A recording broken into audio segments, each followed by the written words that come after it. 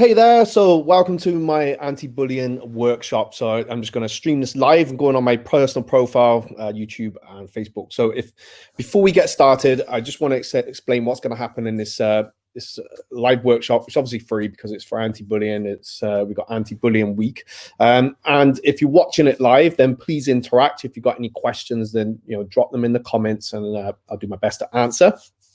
Of course, if you're watching on replay, that's fine. Still drop some comments in if you've got questions as you're watching it. And, me and my team will come back and answer those for you. So basically how I want this to work is that I want to give some, basically use what we teach within our classes when I've been around schools and, how I teach anti-bullying, and really for educating children in, how they can deal with that, whether they're being bullied, whether they see bullying, or it kind of as a preventive measure, really. So with this, if you're like me, a parent, it is a worry. We worry about our children getting bullied. We definitely don't want them to become the bully, but children are growing up all the time. So it's how I will always start off with a workshop is obviously introducing myself, but finding out what they know about bullying. So I suggest, if you're going to talk to this with your, about this with your child, even if they're okay, I would still talk to them about it. It's like a great bonding experience with your child. Now, just to remind you all, I've been teaching martial arts for 15 years professionally. We do a lot of personal development and mindset coaching. If you haven't followed me already, with children and adults. And we have even adults that come in from, unfortunate abusive backgrounds, and we give them skills and tools to help recognize that and what to do about it. Now, this is going to be about children, but for adults, still watch it, because I think some things do resonate with adults as well. But I will do a separate video for you guys on another time. All right. So we do have, unfortunate things that we hear where comes in from work or even within a family. So when you sit down with a child, obviously make sure you're all relaxed. I find best, me personally, talking to my children at the dinner table, and we might just get onto the subject. So it's not always a forced subject. It's more of whatever we're going to talk about. To be honest, it might be a little bit not forced, but it's, hey, I want to talk to you about this tonight. Or it just comes up by chance, and then I use an opportunity to put in some kind of lesson. So when I am teaching children now, obviously teaching martial arts, it is a massive benefit. So if you have got your child in the martial arts program, well done. You have just given them that tools. Now I will talk about self-defense, that kind of thing, because there's many different levels of bullying, and when you talk to your children, you actually find out and learn a lot more. So before we go into the first bit, I will say, if you hear your child's getting bullied, it's obviously not great. All right, it's a horrible thing to hear. But the last thing you can, and I know some parents may want to just go and find that child that's doing it, but you're not going to solve the problem. So we really have to teach our children some independence so that they can survive in life, because we won't always be there to guide and support. But there are times, of course, we got to step in, and we make sure you step in the eyes of the law. Of course, that's really important. So first thing is, what I would talk to children about is understanding about bullying. Basically, I want to get an idea of what they understand bullying is. And you can do that with some simple questions and say, hey, do anyone has anyone ever been bullied here? So if it was a class, I would ask if they've been bullied, or seen it, or if they've ever felt a time where they felt really a little bit upset by something that someone said. I do make it very clear as well that obviously with siblings, I got 3 boys, and the youngest and eldest, they love each other very much, but more often than not, they will have their little squabbles. And it's understanding that this is quite normal, and even when they may fall out of their friends, they need to understand that these things happen. It's making sure really that they understand it's when it's consistently making them feel less than someone else. And I will say with bullying is that it when it gets to violent, then a lot of things have happened before that. So I would say in most cases that a bully, the last thing they want is to get hit. Now, I will come on to that part of it a little bit later. because it doesn't always, it shouldn't have to get to that. It shouldn't have to get to using martial arts, for example, having to fight back. It can solve a problem, but of course it can also bring other problems to you, your child, and obviously, you know, with the other parents and stuff as well. So it's very rare it gets to that. So it's important to understand is that bullying is pretty much 90% psychological, it's 10% physical. So when it's got to physical, other things have happened. So the most bullies are quite fearful people. They're very cowardly. They use words to obviously bash people down, or they may spread rumors that aren't true. That's really where we want the children to understand is, and if you can get them to answer it, have your list. All right, it's very important you have that list, that you got an idea as well, which, you know, it sounds like quite obvious really, but get your child to, you know, talk about it and say what things would be bullying. And you can sometimes, you know, give a, you know, if someone just makes a joke and someone laughs, is that bullying? No. But if it happens, you know, on a daily basis, yes. Is someone, you know, taking something from someone's bag, hiding it, could that be considered as bullying? Yes, that could be. So it's really for them to understand, you know, what things make up a bully, because really to defeat something, first we must understand it. You know, it's not like they're an enemy, but in a way, the bully's a bit of an enemy, right? So we really have to understand them. So seek first to understand that person so that we may be understood as well, which we'll come on to. So once we've got an idea, once they've got the idea of what the bully is, which they have, all right, and you know then where they're at with it, where your child is at with that, it's finding out. So asking questions. So why do they do this? Why is it they do this? Why do you think that they do these things? And let your child think about it a little bit. And in most cases, I find that bullies probably don't feel so good about themselves. So there's like this power struggle. So what they've probably learned is that, well, if I put you down, it raises me up. If I call this person names, everyone laughs, I get this false sense of power. And it's important that you talk about this, even if your child's not in a bullying situation, because heaven forbid, you know, that they became one, but it's so they're also aware of when it's happening around them, so they can be aware of this, and they got that, they have something then about them to say, right, I'm going to step away, I'm going to, you know, carry on, or, you know, remove myself from this person, or I need to interject, because this is happening to my friend now. I can spot, so they can spot the difference. Basically, great thing I say, and I hope they do this, is because, you know, bullying can go into relationships, you know, later on in life. So if it's not nipped in the bud now, it can stem over, it can carry on, it can, like, people can go on, you know, affect their self-esteem, their confidence, you know, later on in life. And sometimes it creeps up later on. You know, we can go through life and it's all okay, and out of nowhere something happens, and we're not equipped so much to deal with that. So that's why, you know, understanding this is so important, and like I said, getting there nice and fresh. So it's making sure that your child understands that they're doing this for a reason. Now, the reasons may be that they're getting bullied themselves. All right, maybe things aren't great at home for this child, or they've been bullied elsewhere, or they've got this false sense of security, this false sense of power.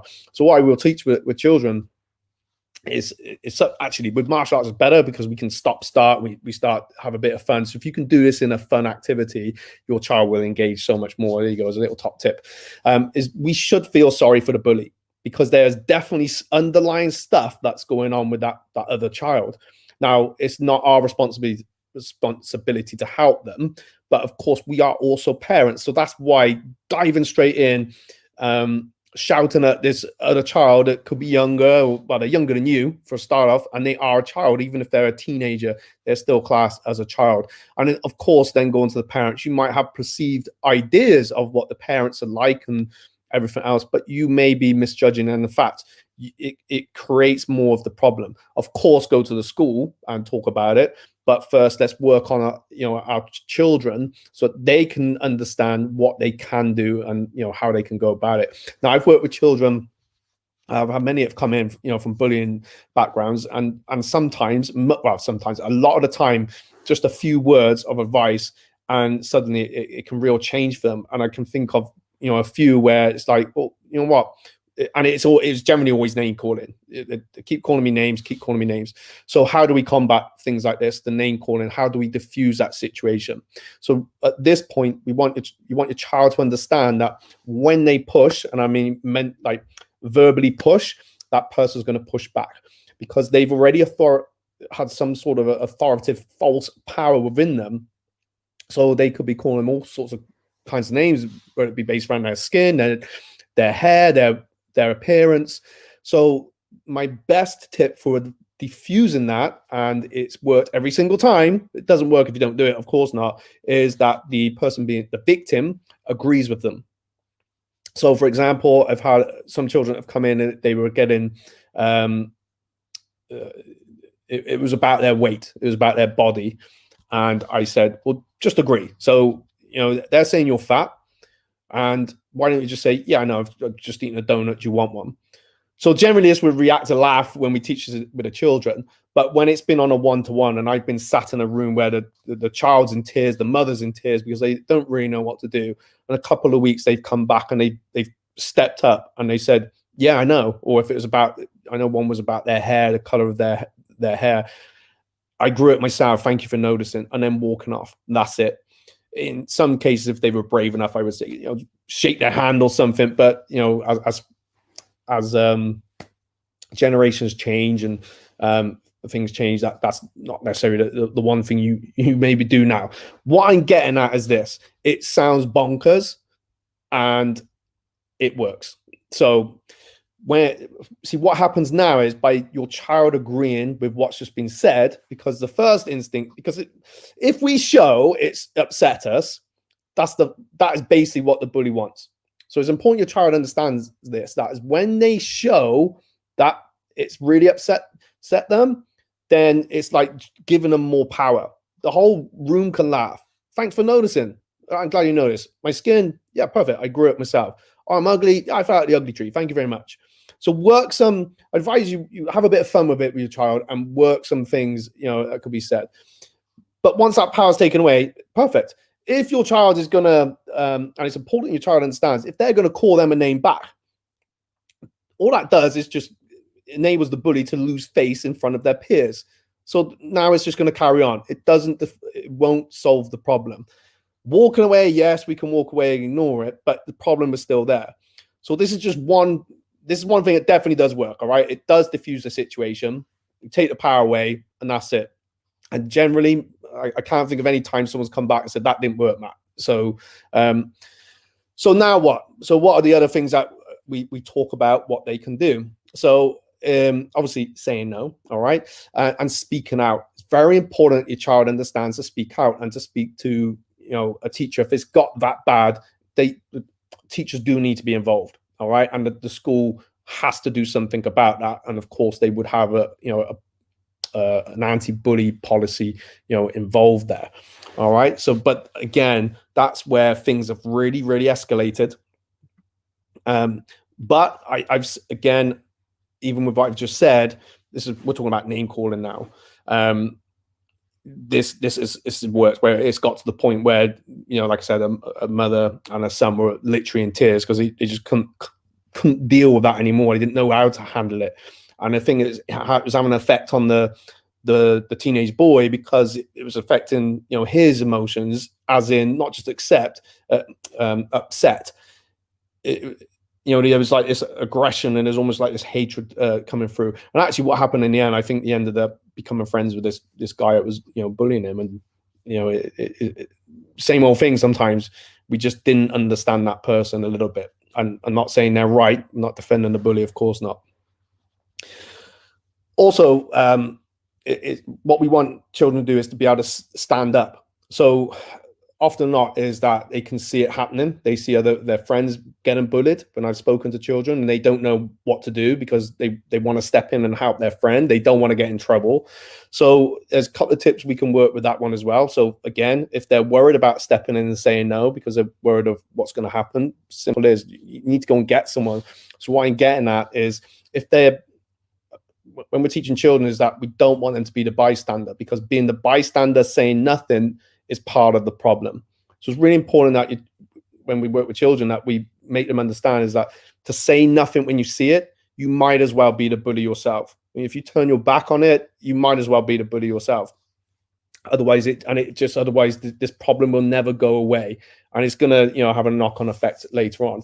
And of course, if they're able to stand up, in that sense, verbally, they've got the confidence to say, listen, this is wrong. What you're doing is wrong.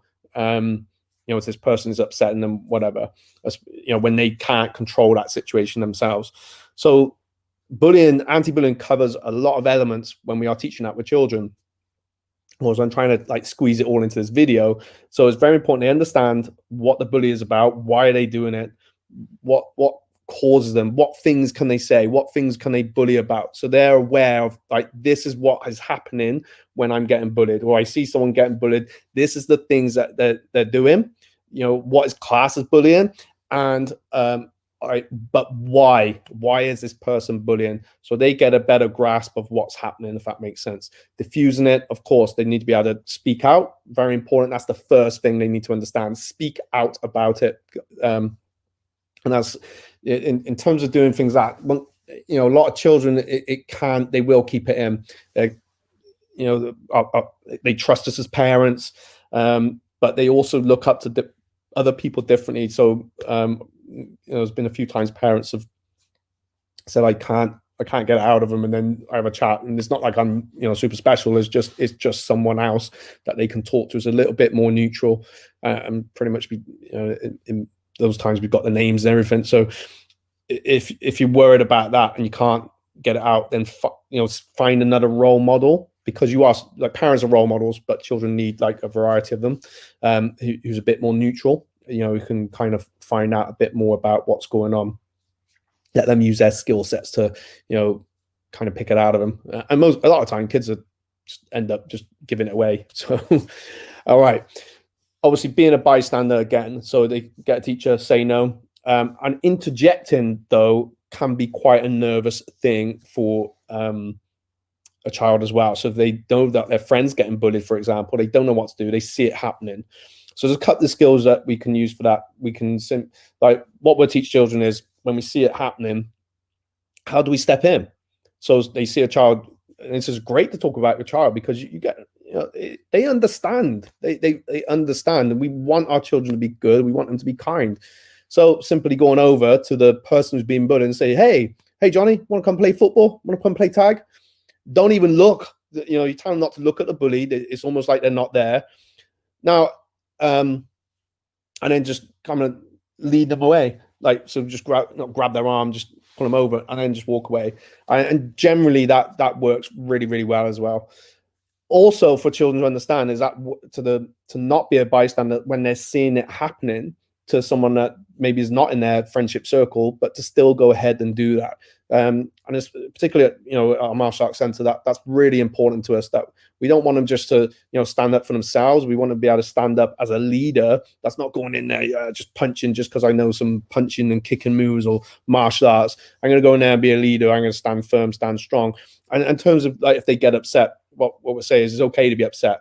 You can do that later on, all right? But saying, just diffusing that situation is the priority at that stage.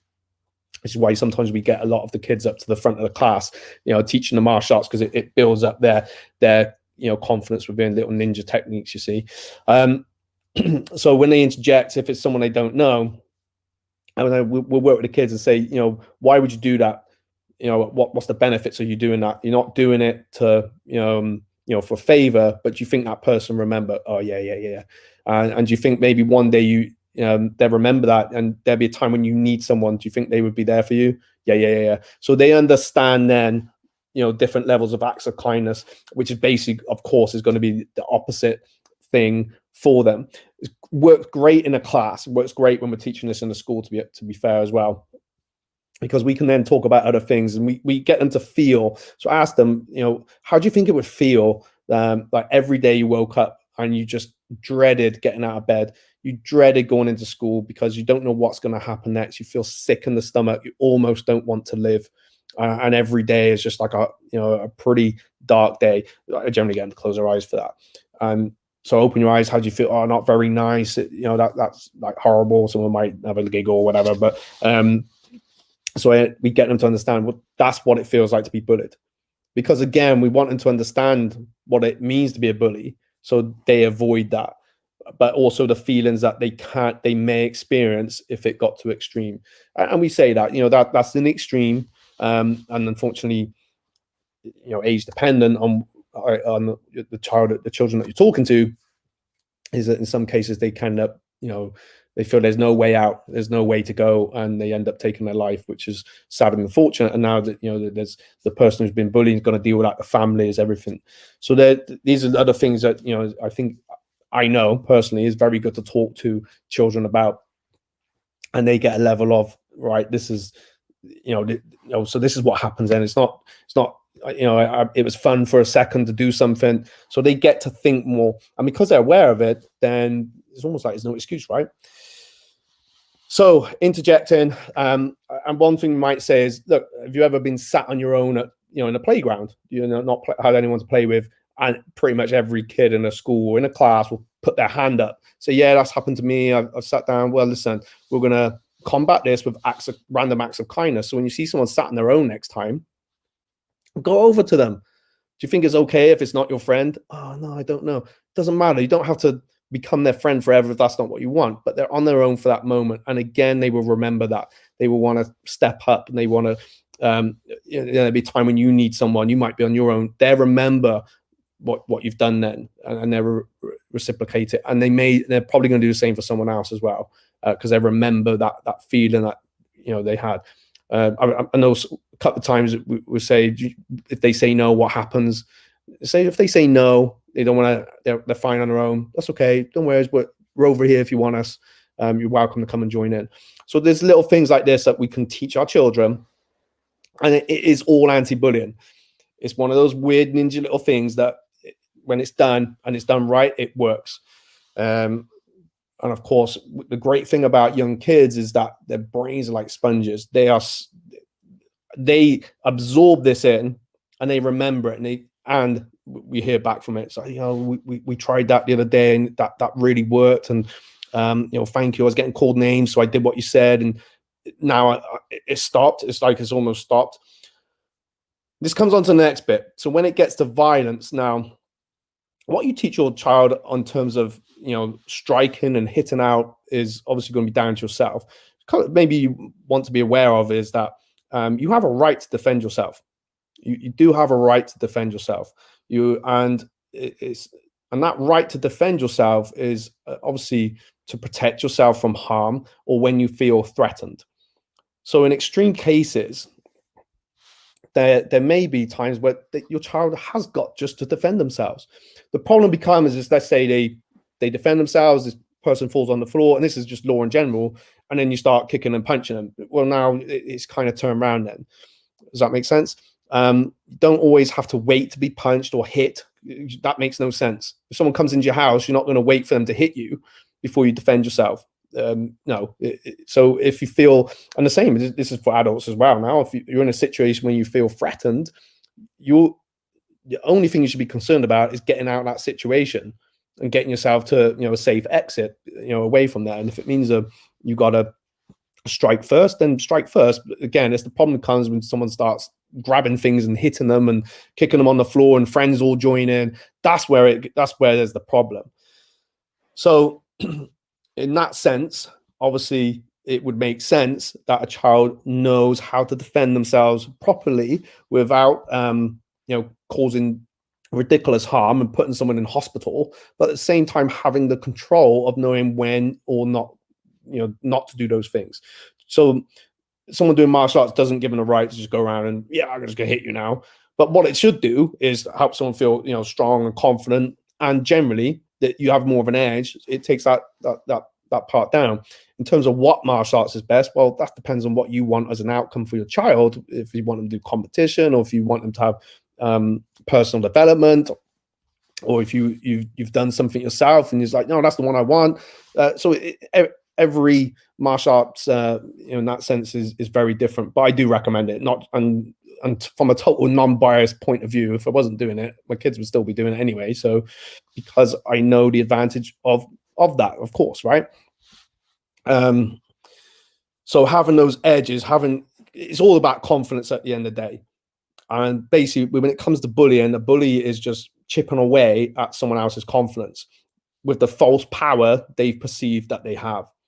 And like I said, when it comes the other way around, it's important our children understand that if I'm doing acts of kindness, that's the opposite. And things like that do spread. And I think of some of my own experience where I've known, like going back to maybe my school days, and I've seen it actually with people that maybe was a bit bullyish, and then something changed and they just became a lot more kinder. So they became different people, and what a turnaround, basically. Listen, I hope that's helped. All right, it's very different doing us a video, but it's an important thing to talk about. Of course, it's not going to go away, but also understand as parents what we got. Obviously, social media is very different. So, of course, I don't want to patronize anyone, but be aware of what's going on. Are they in any groups? And what can happen quite often is when a child is in a social media group, let's say an Instagram group, they try and leave and they can be pulled back into that. So that's why it's so important, into that group for the bullying to continue. I always assume parents know this stuff, but I do speak to a lot, and it's like, oh, I didn't realize that would happen. Wasn't aware of that. So these things, it is unfortunate. They do happen. Confidence starts from within, and once someone knows they can't knock you down, they're going to get bored and move on. All right. But of course, these are all important factors. So just to recap, first of all, thanks for watching. Just to recap. First, if you want to talk this through with your child, sit them down, take some time with them, find out from them what they perceive as bullying, what do they consider bullying, and why do people bully? What leads it to that? And for them to, maybe we should feel a bit sorry for them. So especially if they are getting bullied, it's like if someone's getting bullied, they feel down here, the bully thinks they're up there. And when a child realizes, what, I should feel sorry for them, they kind of go here, but not as in, oh, now I'm better than them. They see that actually we're actually quite equal. So they're going for their own stuff to be after. There's something fundamentally wrong with this other person. So it's almost like we create this balance of power. Once I realize that, it makes it easier for them to understand, like, if I'm getting called names, I'm just going to agree with you. Oh yeah, okay. Well, thanks for noticing. See you later. So then they're not getting caught up in the the crying or, oh, I know I am, but what are you? And stuff like that. Yes, the push and the pull. Then make sure they understand is what to do when they see it happening to someone else, how they can not be a bystander, someone that stands up and is able to take control, becoming a leader, basically. So that's, again, like things like martial arts, even, I imagine scouts is what I was in. So, or things like that. They're great things to get your child involved in because they learn leadership skills, and it's about working with people and dealing with people, because otherwise later on in life, it's just going to come along and it's going to be such a shock, which again, adults that I see is like, the problem didn't get dealt with and it's continued on. And then sometimes they end up becoming, almost like a bullyish type of person, really. So the things what they can do, and then if it's getting to violence, make sure how you want to teach your child with that is up to you. But my opinion is everyone has a right to defend themselves, but it's not much good if you don't know how to defend yourself, if that makes sense. So everyone got a right to defend themselves when it gets to that extreme, but to be able to have the control and the know-how of what first works and what their objective is. And the objective is, I need to get out of this situation and to get to a point of safety, and that's the end of it. I hope that's helped. All right. So if you've got any questions, drop them in. All right. And be sure to answer them. Or if you've had an experience where, if you are experiencing, if you want to drop us a private message and I can, help that way, or refer you on to someone, of course, that can.